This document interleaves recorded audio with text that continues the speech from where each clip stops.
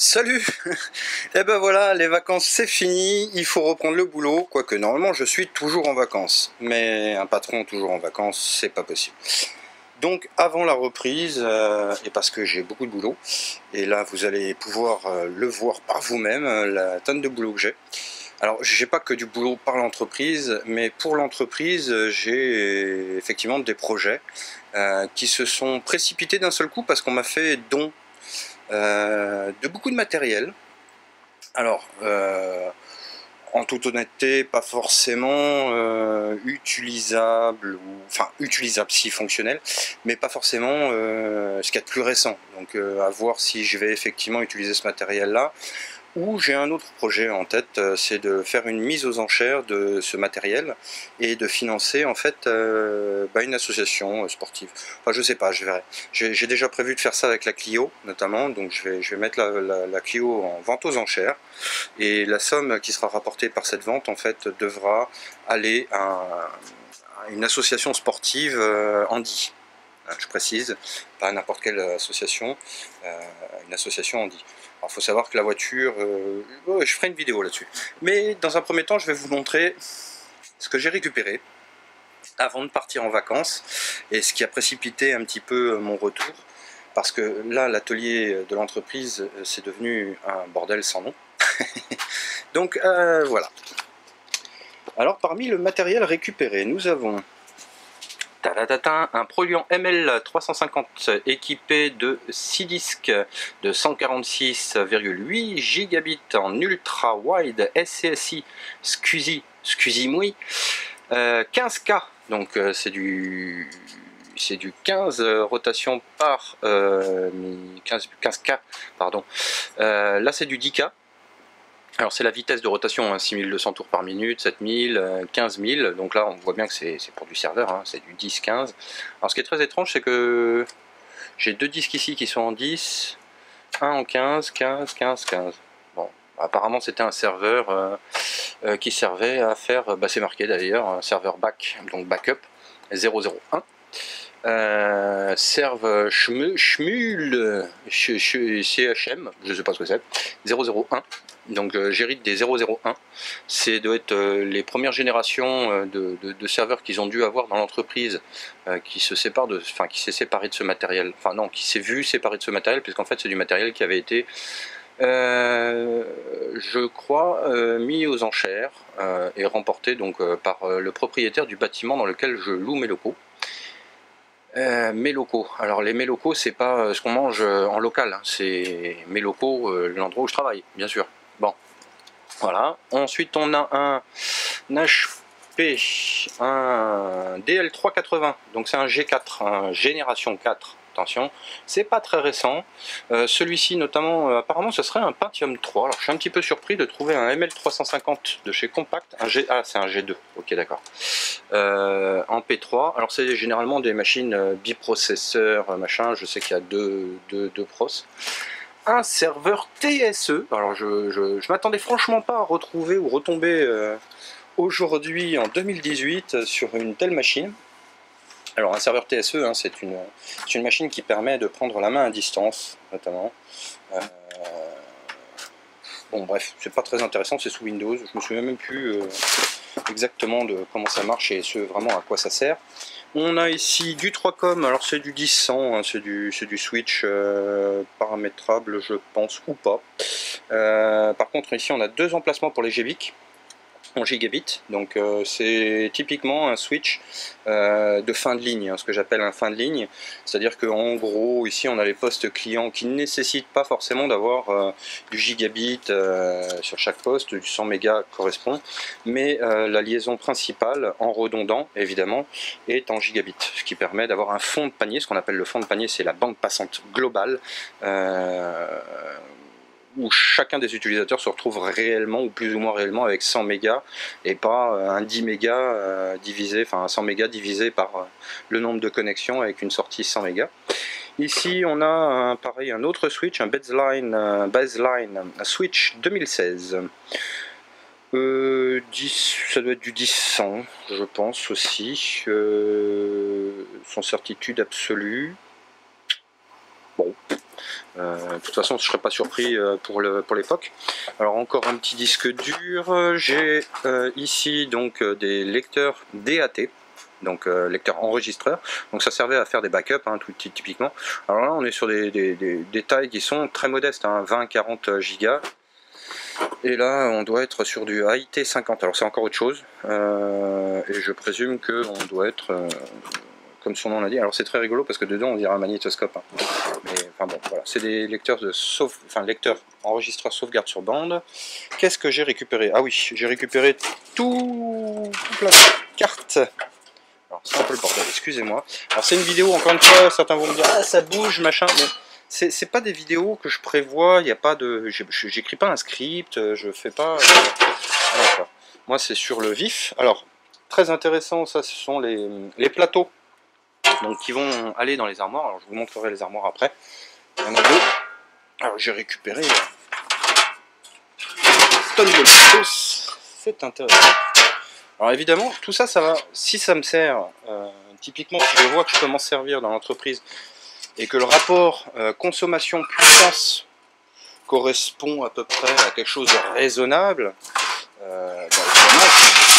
ces machines seront employées pour le bien de mon entreprise. Voilà.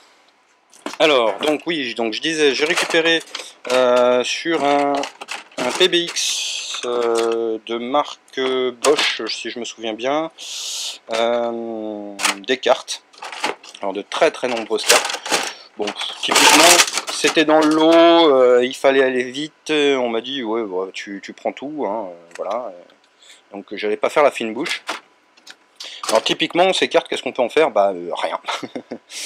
Si ce n'est récupérer la foison de relais, de très bons relais, donc des relais isolés, et logiquement blindés, si je dis pas de conneries. Typiquement, c'est fait pour de la téléphonie, donc il vaut mieux que les contacts et que le matériel soit plutôt de bonne facture. Après là on a du Siemens, alors on a du composant Siemens là-dessus. Bon, je vais pas faire le détail de tout ce qu'il y a, mais voilà, il y a de très nombreuses cartes, elles se ressemblent toutes plus ou moins. Je pense qu'il y a des générations un peu plus récentes, il y a peut-être des cartes qui ont dû tomber en rade et donc du coup ont été changées. Ici on retrouve ici notamment des transformateurs BFHF, bon, typiquement pour faire de l'isolation de ligne, hein. Voilà, donc on a des entrées, des sorties, machin, puis ça repasse par des transfos. Tout ça c'est géré encore une fois par le même genre d'électronique. Alors il y a beaucoup de Siemens, apparemment c'était très spécialisé là-dedans. On retrouve ici un petit Intel de je sais pas quoi. Et puis je m'en fous. Et vous aussi, certainement. Voilà. Alors là, ah oui, ça typiquement, hop, voilà. Alors ça serait peut-être un petit peu l'équivalent des cartes entrée-sortie VCXO, VCXF.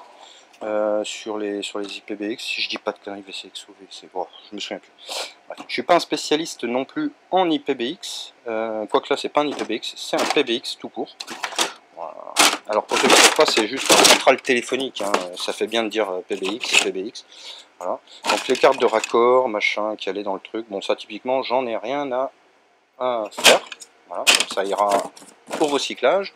Qu'est-ce qu'on a récupéré d'autre? Ah oui, intéressant, toujours dans le même truc. Donc les supports fusibles, alors ça c'est monstrueux. Voilà. Alors ça c'est tout ce qui sert à l'alimentation des lignes. Donc on est en 48 volts ici. Là-dedans on retrouve des gros fusibles, si je me souviens bien de la gueule de ces machins. Ouais, voilà, bon, c'est pas tout à fait les mêmes fusibles que je pensais, mais voilà. Donc ici on voit ici le petit indicateur qui claque et donc qui vient se coller sur la vitre quand un des fusibles est mort. Voilà. Typiquement, alors c'est fait pour 16 ampères 500 volts en sachant que c'est du 48 volts, hein, 48 à 52 volts qui circulent là-dedans. Voilà, c'est connecté généralement au chargeur, aux batteries, enfin bon bref. Je sais pas exactement comment c'était foutu, j'ai pas regardé. J'ai récupéré encore de la fibre optique, j'ai récupéré du câblage. Hier d'ailleurs, à la rentrée, on m'a demandé si je voulais récupérer encore 2-3 trucs sur les armoires avant qu'ils les bannent. Ah bah oui, j'ai récupéré. Hein. J'ai récupéré des Pabst, des très très bons ventilateurs. Le seul truc c'est que ils sont ni en 220, ni en 12, ni en 24, ils sont en 48. Bah oui, normal puisque pour la téléphonie et notamment les centraux téléphoniques, on utilise beaucoup le 48 volts. J'ai récupéré 3 Alim Bosch 48 volts, 9 ampères. Donc si je les mettais en parallèle, ça serait super sympa. 27 ampères, 48 volts, ça fait du... Ah ouais. Donc voilà, alors la deuxième armoire, bon ici on s'aperçoit typiquement qu'on a du brassage. Le brassage en... Alors là-dedans on retrouve un peu de tout. Je pense qu'il y a de la... Alors c'est tout du RJ45, mais il y en a qui sera plus dédié donc à ce qu'on appelle la téléphonie. D'accord. Et du réseau. Alors malheureusement je pense que c'est du catégorie 5, 5E, et encore. Voilà. Pour ce qui est du brassage, alors pour ce qui est du brassage, j'ai encore récupéré tout un tas de trucs. Hein. Voilà.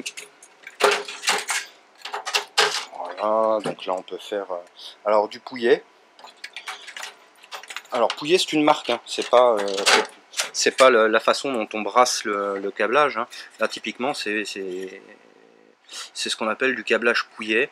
Alors le Pouillet c'est voilà, on vient clipser les fils dedans avec un petit outil qui vient les emboîter. Ici on dénude suffisamment pour avoir la tresse de masse de nos coax qui vient se faire pincer là-dedans, on a nos fils qui sortent et puis on ressort ici en RJ45. Et d'ailleurs on s'aperçoit typiquement qu'il y a deux lamelles au centre qui sont un petit peu décentrées par rapport aux autres. Voilà, donc ça permet généralement de faire passer et la téléphonie et le réseau sur un même câble. Voilà, on peut s'amuser comme ça, à faire des trucs sympas. Alors qu'est-ce que j'ai récupéré d'autre? Ah oui, le gros APC là. Tout, un bel onduleur. Alors c'est un onduleur APC qui fait 2400 watts je crois. 2000. Bon, c'est le Smart, vous chercherez sur internet, je sais plus exactement combien il fait de watts, mais il doit faire 1800, 1900 watts je crois, quelque chose comme ça de mémoire. Il y a un gros modèle qui lui fait 2400, mais je pense pas que ce soit celui-ci. Surtout que là il y a marqué 2200 XL. Donc je pense pas que ça soit le modèle auquel je pense. Mais bon, déjà 1890 watts, 1900 watts à peu près, c'est du bel onduleur. Hein. Voilà. Alors qu'est-ce que j'ai récupéré d'autre? Je sais même plus. Malheureusement j'étais en train de faire du ménage, donc j'étais en train de faire du tri entre l'acier et l'aluminium pour faire fondre l'aluminium évidemment, et puis jeter les parties d'acier qui me servent plus ou qui ne me servent pas. Voilà. Et malheureusement on m'a demandé si je voulais récupérer du matos. Alors du matos j'en ai récupéré mais plein, du câble réseau en veux-tu en voilà. Alors malheureusement il ne me sera pas forcément très utile tout de suite, voire pas utile du tout parce que c'est du catégorie 5, 5, 5, 5 peut-être même 6, voire pas. Alors là il y a marqué 1000 basté, mais bon, giga ou twist, oh, peut-être qu'il me servira. Si effectivement il passe le gigabit, il me servira. Mais je reste un petit peu sceptique quant à la souplesse des câbles, moi j'aurais préféré de l'UDP. Ouais, SFTP, je sais plus, je me souviens plus de toutes les normes précises. Alors j'ai encore du câble ici, pareil. Alors là, bon, typiquement, faire passer du gigabit là-dedans, possible, mais j'y crois pas trop. On s'en fout. Voilà. Alors tout ça, ça va devoir servir pour mon installation informatique, qui est déjà plus ou moins existante, hein, où il y a déjà des serveurs qui tournent. Il y a déjà tout un certain nombre de choses qui sont mises en place, déjà drivé, IPBX, machin, ceci, cela. Et le truc, c'est que dans le fond du stock, j'avais ici donc l'étagère sur laquelle était beaucoup de matériel que vous avez vu là-bas, que je dois trier, notamment aluminium, acier, enfin tous ces trucs-là, les roues, voir ce qui est réexploitable, utilisable, non pas sur des fauteuils, mais sur d'autres choses, parce que pour les fauteuils, en général, j'utilise du neuf, hein. Je remets pas de l'ancien. Voilà. Donc tout ça, ça devrait dégager, et ici, ça devrait devenir une salle informatique fermée, donc complètement cloisonnée. Les câbles vont repasser par les faux plafonds avec la distribution et tout. Ici, on trouve ma dernière acquisition. Alors, je l'ai eu pour un prix, mais alors, Défiant toute concurrence, c'est un chargeur de cassette de type DLT, DAT, je sais plus, un PowerVolt TL1000, et je crois que chaque cassette peut faire 15 Tera. Voilà. Donc on peut mettre 9 cassettes dedans. Alors 9, oui. En réel, on peut en mettre 8 fonctionnels et effectivement fonctionnels. Mais il faut absolument une cassette de nettoyage. Voilà. Chaque cassette coûte très très cher. C'est abominable le prix que ça coûte.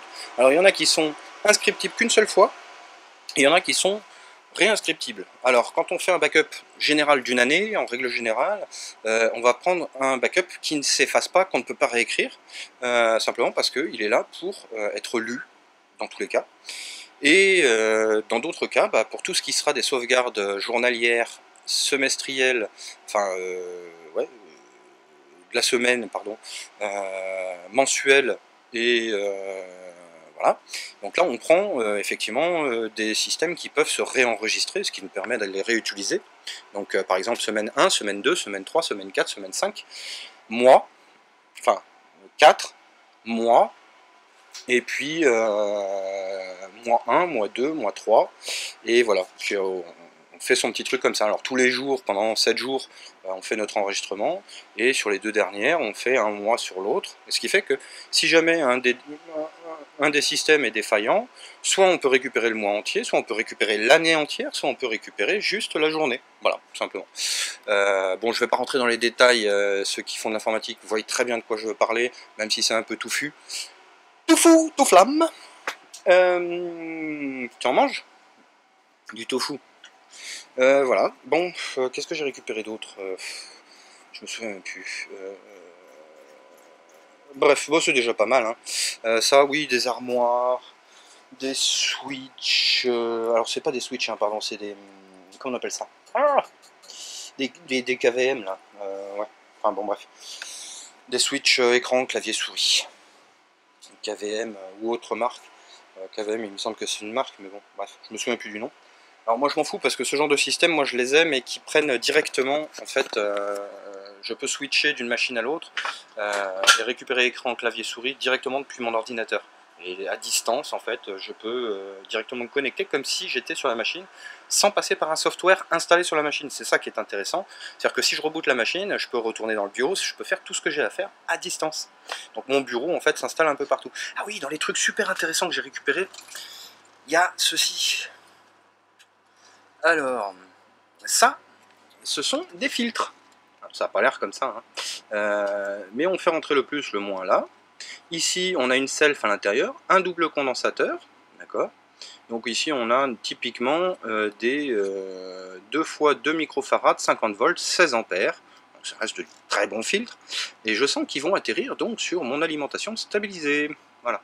Donc il y en a un, 2, 3. Après, j'ai des filtres secteurs, ça aussi j'aime bien. Ça, c'est franchement génial. Alors, pour des appareils qui sont notamment des appareils de mesure ou autres, ou par exemple, si je voulais alimenter des prises sur mon établi, je pourrais très bien monter ce dispositif donc sur l'établi, venir raccorder un câble, classique, là, je me souviens plus du nom de ce type de câble, mais on s'en fout, hein, tout le monde sait ce que c'est. Tout sur nos ordinateurs. Excusez-moi, j'ai un chat dans la gorge. J'aurais préféré une chatte, mais c'est plus compliqué. Voilà, et puis donc là on peut se retrouver donc sur l'établi avec un courant secteur plus ou moins bien filtré, hein, je dirais même plutôt bien filtré. C'est des très très bons filtres. Encore une fois, c'est des filtres qui étaient installés sur l'autocom. Donc en règle générale sur les autocoms, on essaye de limiter les bruits au maximum.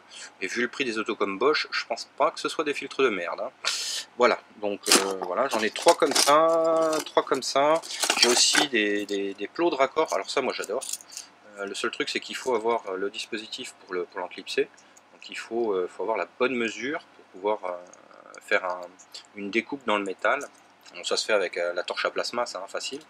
Et puis voilà, bon, là on peut connecter, faire ses raccords. Donc on peut en mettre plusieurs les uns à côté des autres. Chaque fois qu'on en pose un, celui qui est à côté sert d'isolant. Parce qu'en fait ils ont une face isolante.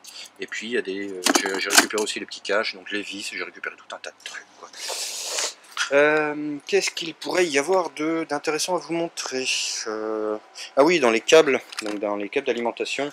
Donc il y a les câbles classiques et puis il y a des très gros câbles. Alors notamment ceux qui sortent voilà, sur des trucs comme ça. Alors, je sais pas si vous voyez correctement. J'ai du mal à voir à l'écran. Voilà. Donc ce truc là, qui sont en fait les câbles qui alimentent des sections complètes. Voilà. Donc là en l'occurrence, on s'aperçoit que hop hop. Là c'est bien une sortie, hein, c'est pas une entrée. Par contre sur l'entrée de l'onduleur, on a le même truc. Ce qui fait que j'ai l'onduleur, mais j'ai aussi la prise qui va avec. Ça c'est génial. Et j'en ai une, deux, oh, je dois en avoir trois je pense. Trois comme ça. On a encore des boîtiers d'alarme. Donc les boîtiers comme ça en fait c'est génial parce que dedans ça permet de mettre ses protos, de mettre tout un certain nombre de trucs. J'ai récupéré des alignes, des batteries. Qu'est-ce qu'il y a d'autre?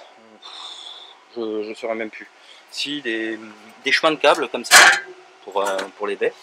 Et alors les baies, bah tiens, je vous la montre de dos, parce qu'en général on les voit bien de face, et de dos on voit jamais trop comment c'est fait. Alors de dos, voilà, là c'est... donc c'est encore une fois un système un peu à la pouillée, voilà, c'est ce qui me fait dire que c'est pas franchement ce qu'il y a de plus top, mais par chance, les façades restent les mêmes, et on peut changer donc les dispositifs sur lesquels viennent se fixer les câbles. Donc je peux les refaire moi-même. Celui du dessus, par contre, a l'air beaucoup plus récent. Et je pense qu'ils font catégorie 6E. 6E, ouais. Catégorie 6E, je pense. Voilà. Donc typiquement, ça, c'est ce qu'on appelle une armoire de brassage. Hein. La grande, là, que vous voyez. Ça n'empêche pas de mettre de l'informatique dedans. Hein. En règle générale, c'est les switches, les routeurs, les hubs, quoique ça se fait plus. Et d'ailleurs si vous avez un hub, conservez-le bien parce qu'un jour je vous ferai une vidéo pour vous expliquer ce qu'un hub peut avoir comme avantage par rapport à un switch, notamment lorsqu'on fait des audits de sécurité en réseau. Et vous verrez que le hub, malgré justement ce qu'on lui reproche, sa défaillance de reproduire donc le signal sur l'ensemble de ses sorties, permet de faire, lorsqu'on fait un audit de sécurité, en informatique. Alors là pareil, donc là c'est une sorte de multiprise mais version racable. Hein. Racable le rouge, pour ceux qui aiment les jeux de mots. Les autres, bah écoutez, allez faire une recherche. Voilà. Bon alors c'est gros, c'est pompeux, c'est tout en métal. Je pense que c'est filtré mais c'est très léger. Bon c'est un peu de la masturbe, hein. Je vous le dis honnêtement, voilà. Ceci dit, chaque prise peut sortir 6,6. Donc 3 x 6, 18, une vingtaine d'ampères au total, donc il faut quand même, voilà, ah bah voilà, c'est marqué là, hein, je dis pas de conneries, 20 ampères, donc on peut voilà, faire une répartition assez correcte. Petit retour donc sur les bestiaux qui sont là. Bon alors là typiquement on est sur une machine type Pentium 1, je vois pas mieux.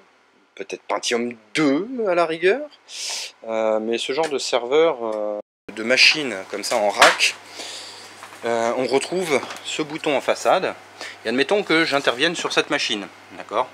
Eh ben j'appuie sur UID, et plutôt que de me dire ah putain merde de l'autre côté c'est quelle machine, et éventuellement d'aller coller un autocollant pour voir, un autocollant qui risque de se décoller parce que derrière la machine il va faire chaud, eh ben j'aurai un report en fait visuel derrière la machine. Donc j'appuie sur UID, hop, ça devient bleu ici et ça devient bleu sur le petit bouton que je vous ai montré à l'arrière. Alors c'est une fonctionnalité qu'on retrouve généralement sur toutes les machines serveurs parce que c'est extrêmement pratique d'avoir ce genre de truc sous la main. Voilà. Bon, le reste ça n'a pas excessivement grand intérêt. Qu'est-ce qu'il y a d'autre?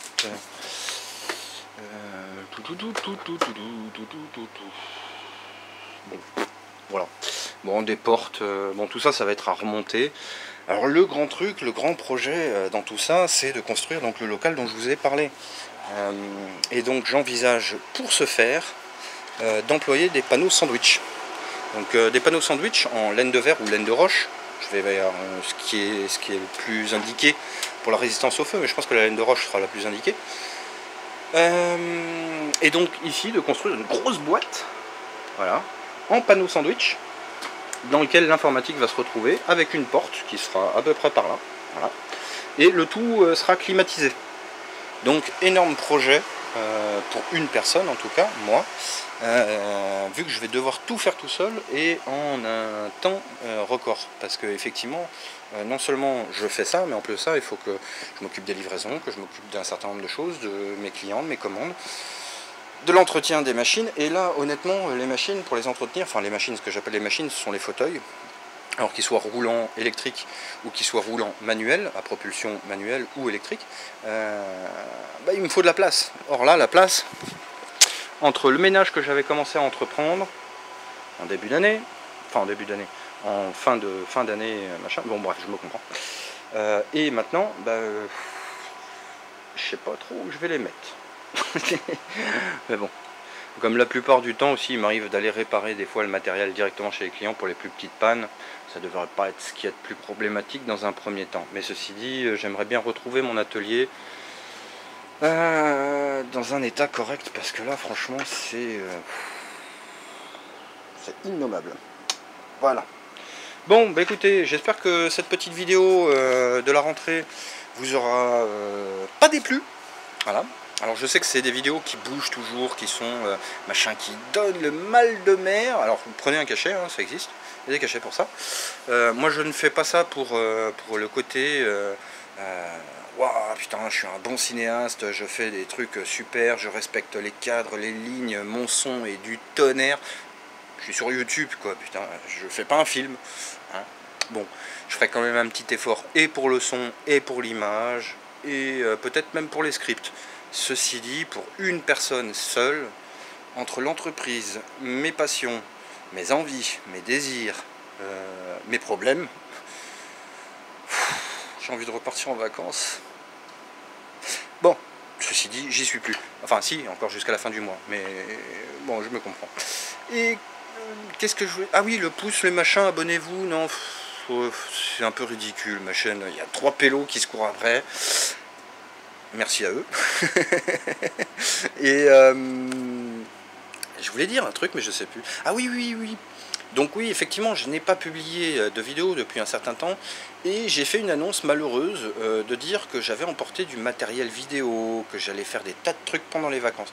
Figurez-vous que j'ai fait un truc génial pendant les vacances, qui ne m'était pas arrivé depuis vachement longtemps. J'ai dormi. Alors putain que ça fait du bien. 15-20 jours comme ça.